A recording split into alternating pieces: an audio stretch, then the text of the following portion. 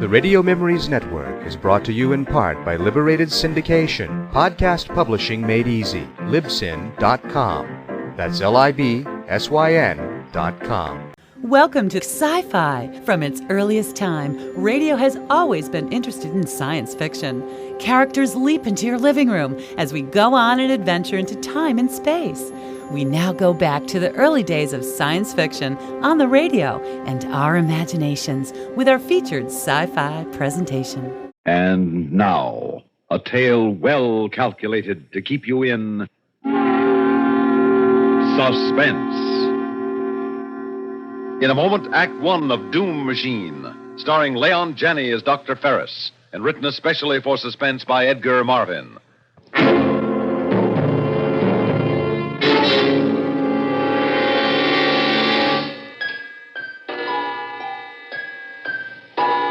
It's 8 o'clock in the morning in the year 2500. On the outskirts of the great city is a large one-story house. In one wing of this house is the laboratory of Dr. Atlee Ferris, who is seated behind an enormous horseshoe-shaped desk, studded with levers and small blinking instrument panels. Morning, Dr. Ferris. Good morning, Jack. I tried to work out those calculations you left as best I could. I hope I have them figured right, sir. Never mind, I won't be able to use them anyway. I lost the train of thought on that wide pattern we were following. Oh, it's too bad, Dr. Ferris. You were so far advanced on it. Well, I'm only human, Jack. I'm not a machine. In fact, my humanity practically conspires against me. The level of concentration I need is fantastic, Jack. But I'm not pure brain. There are disturbances, distractions, emotional upheavals. That's what life is, Dr. Ferris. We can't avoid that.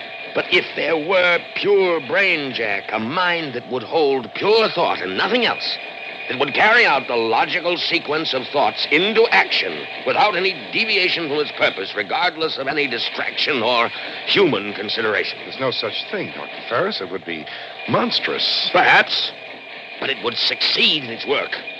Whereas we, because we're human, too often are distracted and fail. I'd rather fail than be just a brain. Yes, because you're human. And you won't admit that creatures with a pure brain would be superior to you. Well, back to your work, Jack. I'm just talking to myself anyway. He doesn't understand how limited the human mind is. Yes, that's it. That's what I need. A brain that isn't human.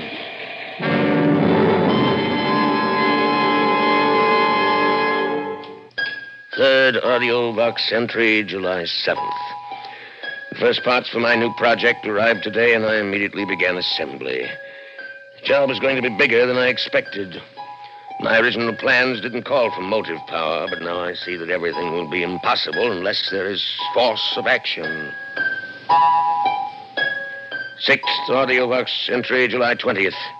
Sally is bursting with curiosity, but she knows enough now not to come near my workroom. Perhaps I should prepare her for the fact that we are going to have a guest in the house. 13th audio box entry, August 27th. This is probably the last report I shall make. There is complete mobility, and the concentration chamber has been sealed.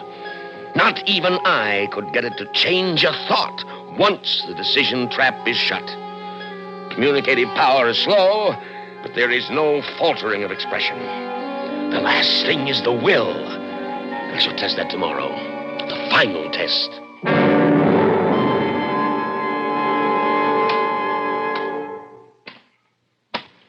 I hear something. Is that it, Dr. Ferris? I ordered it to report to me here in the laboratory at 10 o'clock. What time is it now, Jack? It's just 10, Dr. Ferris. Is it safe? We'll know in a moment.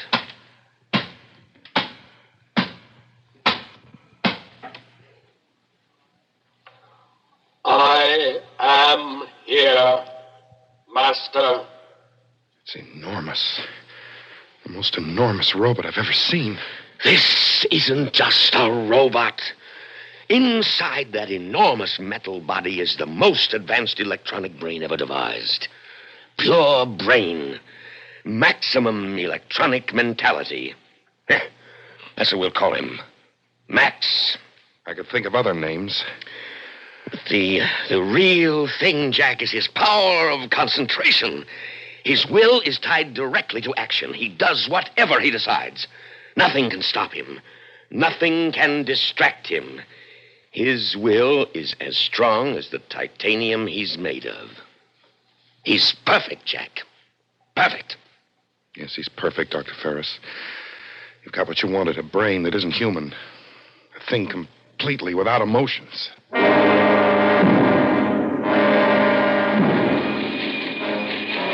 Look at Daddy's laboratory, Philip. Isn't it immense? You can see and hear everything from this control room. Is that the robot, Mr. Ferris? Yes, that's Max. Well, what do you think of him? He's amazing. He operates himself, Philip. He's not just a robot. He's a thinking machine. He's figuring out the solar energy formula right now. Jack does the manual work.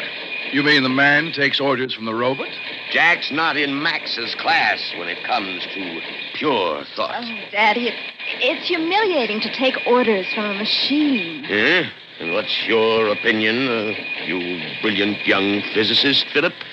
Well, as a scientist, Dr. Ferris, I have to admit admiration for your robot, Max. But speaking as a human being, I think I'd resent taking orders from it, too. I mean, having it on a pedestal. Well, that's where Max belongs. He can do the mental job, and Jack can't. Therefore, Max leads and Jack follows. I'm not interested in your so-called human values. I have no more feelings about them than Max has. The superior always lead the inferior. That's the way it is, and that's the way it has to be. Dr. Ferris, I can't stand it anymore. I'm not working for you. I'm working for a machine, an iron monster. Oh, now don't be He knows foolish. it, too. I can feel it. He's cocky, Dr. Ferris. He gloats over us. Well, that's how you feel, Jack. Max has no emotions. He's just doing a job. I don't want to be a part of it. But he's going to succeed, Jack. Max is going to accomplish in a month what you and I have been working on for 3 years. I'm going to fly to the capital tomorrow to report on our progress. You can't quit now. I'm depending on you. How long will you be away? Oh, a few days, maybe a week. And the final test of the formula may come while I'm gone. You have to be here. Well, if we're that close to the end, I suppose I can stick it out. Fine. Now, if the test should come while I'm gone, I want you to record all the steps on the AudioVox tape recorder. I'll remember. Oh, and Jack, there may be some danger. You're going to be trapping the energy of the sun right in the laboratory. Radiation will be intense. Now, be sure you set the thermal drums in back of the solar tube so you can graph the heat measurement. The main thing, of course, is to be positive the formula's correct before you throw the switch. How much chance I'll have to figure that. Max makes all the decisions. Well, that's the one reason I'm not worried about the danger, Jack. You can trust Max. Whatever you think of him, you know that. I suppose so. Well, it's important that you believe in him. His mind, Jack, his pure electronic brain will do more for humanity than generations of emotional beings like us.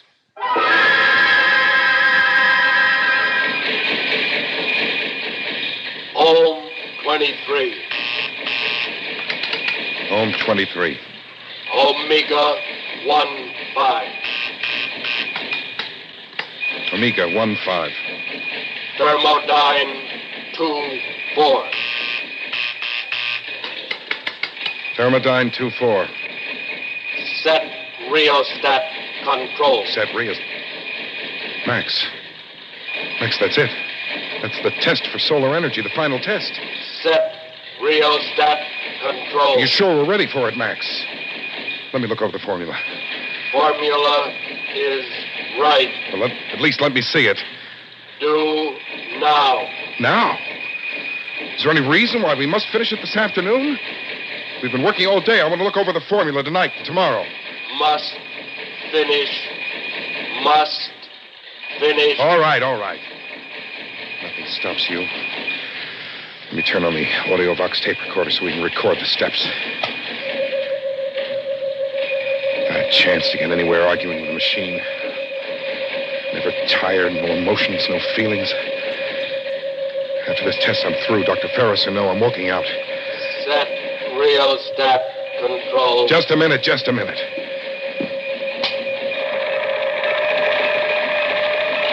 There. Now I'll check the thermal drums. The graphing. Set thermal panel. Check. Increase. Raise. Thermal 8. Radial flux. Boy, it's hot. You must be tapping the sun. Look at that control panel spin. Thermal 10. Radial flux 8.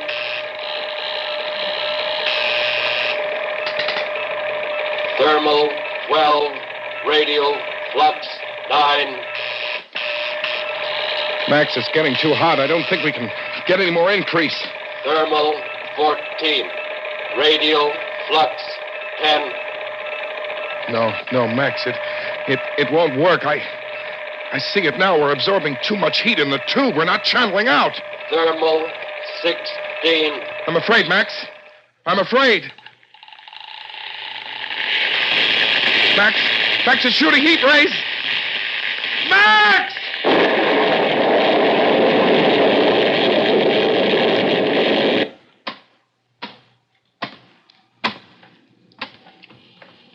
Jack gone. Heat over maximum. Need new formula.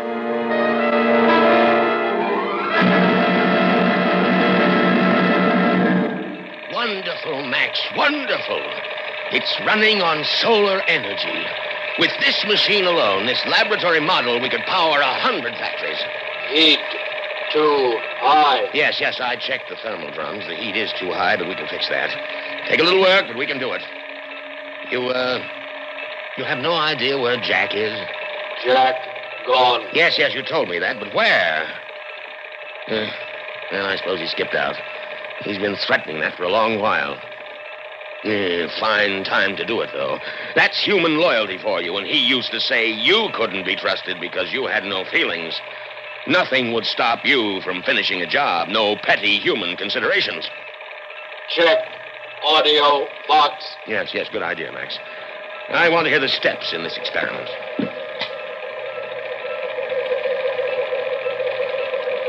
Not a chance to get anywhere arguing with the machine. Yes, that's Jack. Never tired, no emotions, no feelings. After this test, I'm through. Dr. Ferris or no, I'm walking out. Yeah, just as I thought. Good riddance. Set rheostat control. Just a minute. Nah. I don't want to hear any more of this. Don't worry, Max. I'll get you another assistant. Nobody worthy of you, I'm afraid. Just another human being like Jack. But you'll be able to use his arms anyway, won't you, Max? Yes, Master. Look, Sally, I appreciate the chance to work with your father, but I just couldn't take orders from Max. Philip, I think you're wrong. I really do think that this time you're wrong. Listen, why do you think Jack quit? Besides, your father never liked me, and this is his opportunity to make a fool of me. But Daddy was very disappointed in Jack. This is your chance to make good in his eyes, patch everything up. Oh, I don't know. Besides, the work is so important. You keep telling me yourself how brilliant Daddy is. Yeah, sure, but... When this work is completed, Philip, it will mean all sorts of honors Will you for listen him. for a minute? It can be the making of you as a scientist. Oh, for my sake, take the job. You make it very hard to refuse. Then don't refuse, Philip. I can call Daddy back. All right, darling. For your sake, call him back.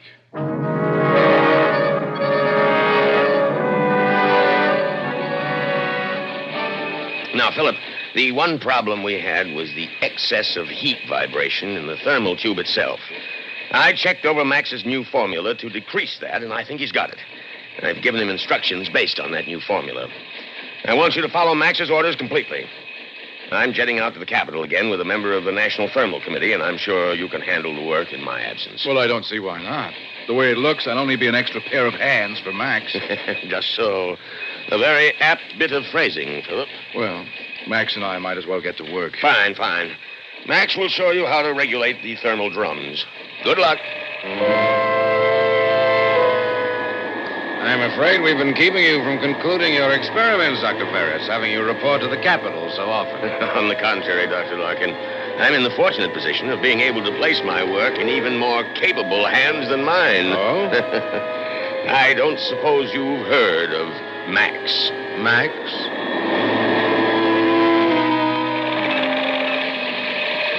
Primary field 23.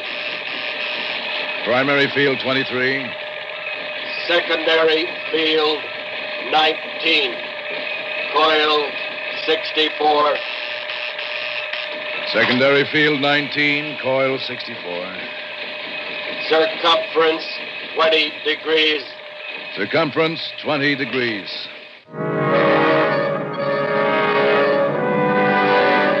Ferris, you can't be serious. Brain like that is a monstrosity. It's inhuman. Of course it's inhuman. That's the grandeur of it. No feelings, no emotions, nothing to distract it. Just pure scientific thought at the service of humanity. But a thing like that cannot serve humanity, Dr. Ferris. It's wrong somehow. We've always used mechanical servants, Dr. Larkin. Why, this very jet ship... No. Not to make decisions for us. It's a mistake to grant free will to any mind untempered by feelings and emotions. There's something immoral about it. Oh, but that's just the beauty of it, Dr. Larkin. Precisely because he has no feelings, Max can never make mistakes. Sorry, I don't believe it. No machine in the world operates to perfection. But Max isn't a machine. Max is pure brain, self-corrected, undistracted. Here, let me show you. Just look at the perfection of his latest formula.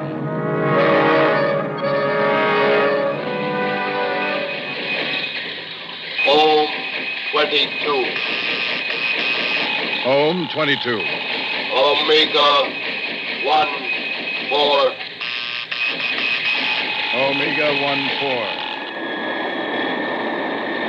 4. See? So he bases his new rheostat setting on Ohm 22, Omega 1 4. Omega? Why Omega, Dr. Ferris? Isn't that a similar ratio? Good Lord. Good Lord. What's the matter? Oh, no. Larkin, Max has repeated the same mistake. It's as high a ratio as the other. It'll build heat rather than dissipate it. If Philip goes near the thermal control with that formula, he'll be cremated, burnt to an ash. Oh, Dr. Ferris, are you sure? Unfortunately, I'm very sure. That's what happened to Jack. He was... Oh, no. Larkin, I've got to go back. I've got to get back in time. If we don't get there in time, I'll be a murderer, Larkin. You hear? A murderer.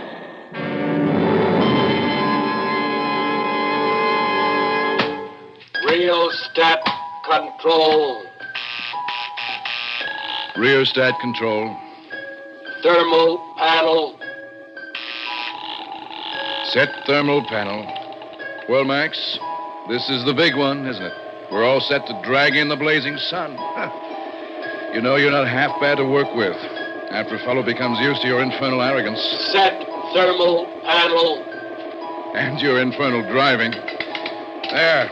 All right, Max, old boy, fire away. We're on to glory. Increase raise. Thermal 8. Radial flux 6. Thermal 8, radial flux 6. Wow, this certainly builds up heat fast. Thermal 12. Radial flux 9. Thermal 12, radial... Oh. Thermal 14. Radial flux 10. Thermal 14. Machine's awfully hot, Max. There. Max, listen. I don't know about this. It's getting awfully hot. Philip, get away from that machine. Dr. Ferris, what's wrong? He's shooting thermal rays. You'll be cremated, burned to an ash. Into the control room, quick. Hey, easy. Now, stay there. The inso-glass walls will shield you. Thermal 16.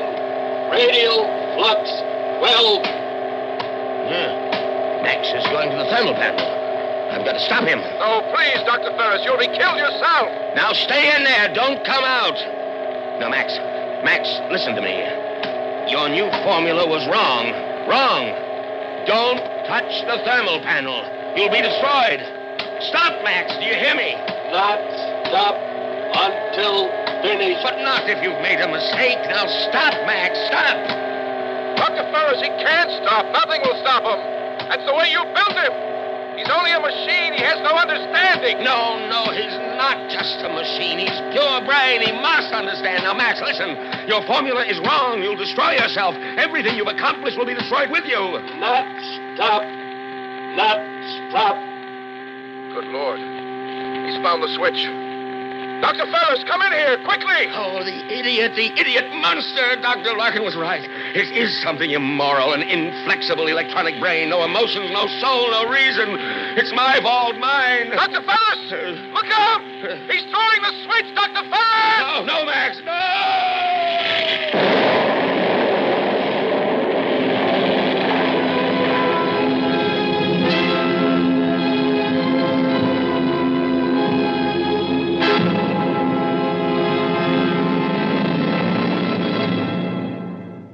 Suspense. You've been listening to Doom Machine, starring Leon Janney as Dr. Ferris, and written especially for Suspense by Edgar Marvin. Suspense is produced and directed by Bruno Zerato Jr., music supervision by Ethel Huber. Featured in tonight's story were Cliff Carpenter, Elaine Rost, Bernard Grant, and Eugene Francis. Listen again next week when we return with Heads You Lose, written by Robert Arthur. Another tale well calculated to keep you in suspense. The Singing is Easy on the Richard Hayes Show, weeknights on the CBS Radio Network.